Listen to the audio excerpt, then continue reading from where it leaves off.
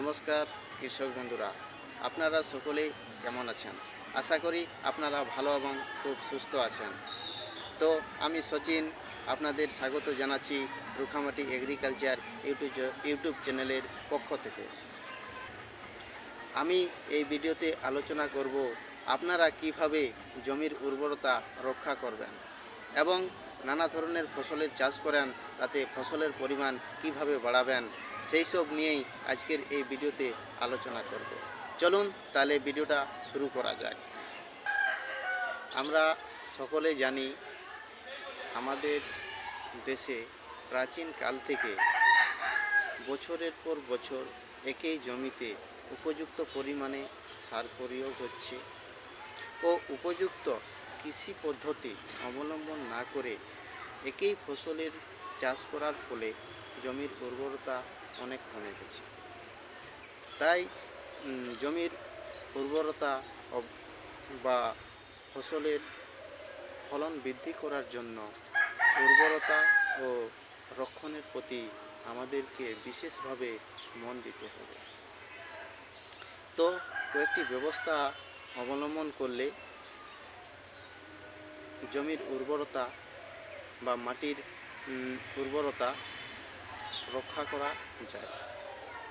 নম্বরে আছে উত্তম কর্ষণ। উত্তম কর্ষণ জিনিসটা কি আমি বিস্তারিতভাবে আলোচনা করছি। জমির উর্বরতা রক্ষার জন্য মাটির মধ্যে উপযুক্ত পরিমাণে জল ও বায়ু চলাচলের প্রয়োজন। তাই জমিকে খুব ভালো করে চষে বা কর্ষণ করে মাটিকে ভেঙে গুঁড়ো করে দিতে হবে। তার ফলে কি হয় না, জল ও বায়ু চলাচলের পথ সুগম হয়, যার ফলে মাটির খাদ্য উপাদানগুলি জলে গুলে উদ্ভিদের গ্রহণযোগ্য অবস্থায় আসে। সেই জন্য জমিকে বারবার লাঙ্গল ও মই দিয়ে জমির উর্বরতা রক্ষা ও বৃদ্ধি করা যায়। 2 নম্বরে আছে পর্যায়ক্রমে ফসলের চাষ। বছরের পর বছর একই জমিতে একই রকম চাষ না করে বিভিন্ন ফসলের চাষ করলে জমির উর্বরতা রক্ষা করা যায়। জমির 3 নম্বরে আছে জমির উপযুক্ত ব্যবহার। জমির উপযুক্ত ব্যবহার জিনিসটা কি যে কোনো ফসলের চাষ যে কোনো জমিতে চাষ করলে ভালো ফলন নাও হতে পারে। তাই মাটির উপযুক্ত ফসল লাগাতে হবে, তাহলে ফসলের ফলনের পরিমাণ বৃদ্ধি পাবে।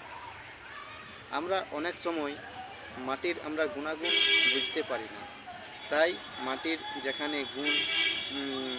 যেখানে আমরা হয়তো গোবর সার কিংবা আদার্স অন্য কিছু গাছপাতা পচা জিনিস আমরা জমিতে দিয়ে থাকি, সেখানে জমির গুণগত মান বেশি থাকে, সেখানে আমরা সেই রকম ফসল লাগাবো, তাহলে আমরা ফলনের পরিমাণ বৃদ্ধি পাবে।